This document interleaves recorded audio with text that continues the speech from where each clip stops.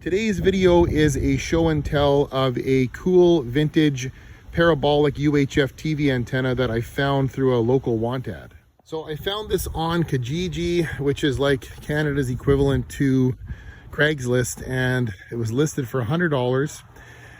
I managed to get it for 80 bucks, which is a really good deal considering that it came with a mast and an 8-foot tripod. An 8-foot tripod is worth way more than 80 bucks alone. But when I got out there to pick the antenna up, I gave the guy his money, and it was obvious he wanted me off his property immediately. He did not give me a chance to take the tripod off or break this thing down at all to transport it home safely. He basically said, "Hey, let me help you get this in your truck," and that was it. Had no choice. Drove it down the highway with this long tripod hanging out the back of my pickup. Found a spot about 5 minutes down the road to stop and take it apart. And the first thing I did was to get this tripod off there. The bolts were a bit rusty, but with a little bit of work, slid the tripod off of the mast. You can see how tall this thing is. It's really cool. Definitely worth the 80 bucks. And then I took the antenna off of the mast, and getting the antenna off the mast was interesting because there's an old channel master preamp that is mounted on the mast here, and the down lead from the antenna to the preamp is actually a piece of twin lead, which is mostly no longer used for over-the-air TV antennas or anything these days. It was completely disintegrated. You can see here there's only remnants of the bare wire left, and hardly any of the original insulating jacket is there, just a few spots. So I disconnected the preamp, took that off, slid the post out from the mast clamps, keeping this antenna together, and it kind of folds up in a bit of a hinge, and I managed to get it packed into the truck safely, brought it back home, and then started the cleanup on it. It was full of pine needles and dirt, so I did a little bit of cleanup, got rid of all that old twin lead, had to spend some time repairing it as well, but it is as good as new as it can be, and I'm pretty happy that I picked it up. That guy told me he used this antenna to receive stations from Duluth, Minnesota back in the 80s. Duluth is about a 200-mile drive from Thunder Bay, but there was a series of repeater towers situated at Grand Portage, which is right along the Canada-US border. Those are about 40 or 45 miles away. So those would have been the signals that he was receiving, but those are no longer in service. The guy still had the power supply box for this old Channel Master preamp, so that was a cool find as well.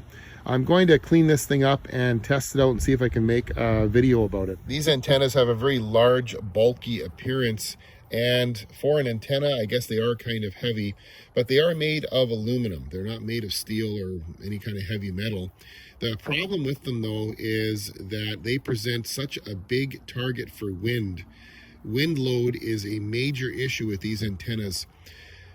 That's why you can't go mounting one of these on a tiny little 3-foot tripod. You need a large tripod, 5 feet or 8 feet, and guy wires too. The last thing you want is one of these catching a big gust of wind on the roof of your house. That would be very bad. Let's take a look at some of the repairs I had to do on it. The plastic insulators here for the main active element were broken, so I just zip tied those back on. Had to bend these back into shape as best I could. Zip tied here too. This is a little strain relief for the old twin lead, but I didn't use that. I zip tied the transformer to the active element boom here, and on the ends there's these little tiny wire clips, I guess you could say. They just kind of snap, the elements just snap into these hooks. You can squeeze them down a bit to keep them from sliding off, and that's what kind of holds the elements together on the ends. Basically, the construction of these is just a boom, the way that a Yagi antenna would be made, except it's curved to give it that parabolic shape, and these elements are also curved as well to give it a parabolic reflector shape. And it's all aluminum, so it's not really heavy. It's just that wind load, as I said, makes it so that you really have to guide this thing down to avoid any damage. It attaches in 3 points here along the mast, the bottom, the middle, and up here at the top as well. And the mast acts like a spine to give this antenna some structure and rigidity. This is like a hinge point between these two parts. The top part is separate from the bottom part, and it's held together in the middle by this hinge point where the active element connects to. So it just kind of flops around until you get it on the mast. These parabolic antennas were designed during a time when the over-the-air broadcast TV spectrum transmitted all the way up to channel 83. And these were primarily used in rural areas where you were a far distance from the broadcast towers. You had heavy tree coverage, terrain variations that made reception difficult. The large parabolic reflectors on these antennas was designed to grab as much signal as possible so that you could watch local broadcast stations if you lived out in the country.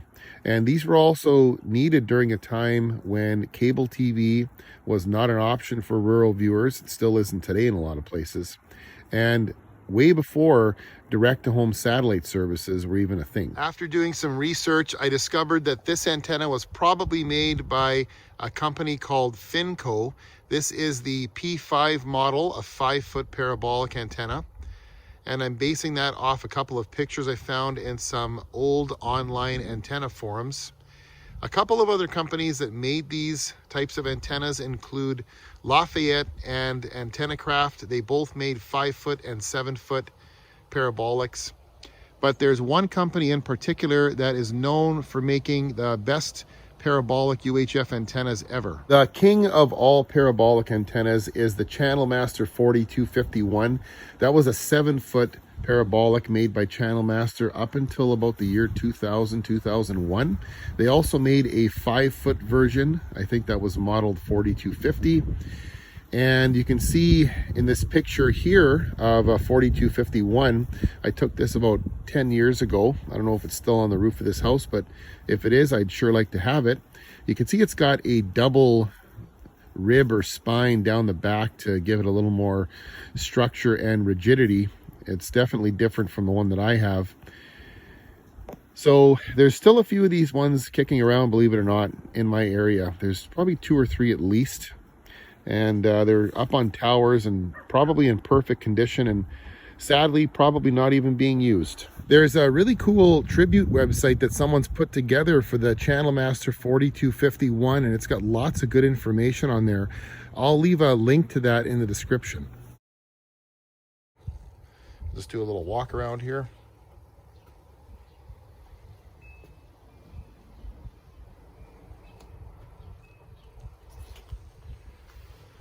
I've never seen another antenna with an active element shaped like that before. It certainly looks a lot like a satellite dish, but it definitely is not. And here it is on a 5-foot mast in the yard, and it's picking up my local stations really well just from this location. There's no way I'm going to try and mount this thing up on a mast any taller than this. Maybe I'll try it on that 8-foot tripod, but the bolts were all rusted and broken, so I'm gonna have to get some new hardware before I can get that thing back in working order.